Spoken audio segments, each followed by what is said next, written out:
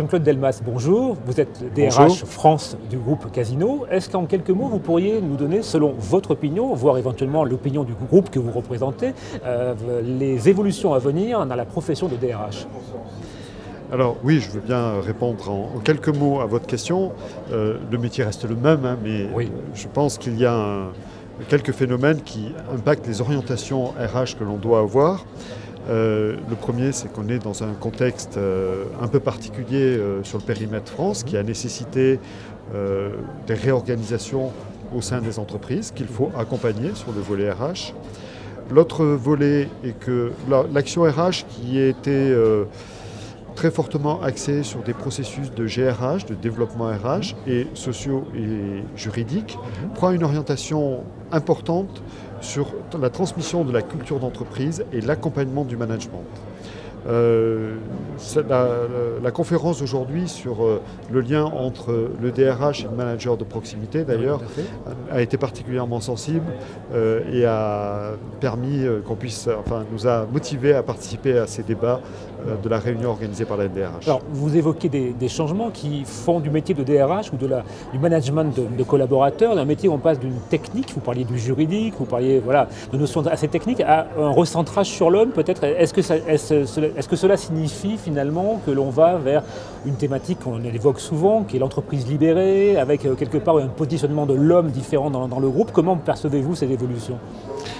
Alors oui, ce sont des évolutions, j'allais dire, c'est un complément par rapport à ce que la fonction RH a toujours incarné. Je pense qu'il ne faut pas oublier les aspects techniques de la fonction parce qu'ils sont là. D'ailleurs, le système législatif français fait qu'on a de plus en plus d'obligations à remplir au sein de notre fonction. Par contre, il est important, à mon sens, que le DRH soit très impliqué sur les dimensions de culture managériale. Et quand je parle de culture managériale, j'entends toutes les valeurs qui doivent être communiquées au sein de l'entreprise ou entretenues au sein de l'entreprise par un dialogue beaucoup plus proche de l'ensemble des collaborateurs et beaucoup plus proche du management ou des partenaires sociaux. Alors, vous avez évoqué dans le cours de la conférence un mot qui est le mot bienveillance.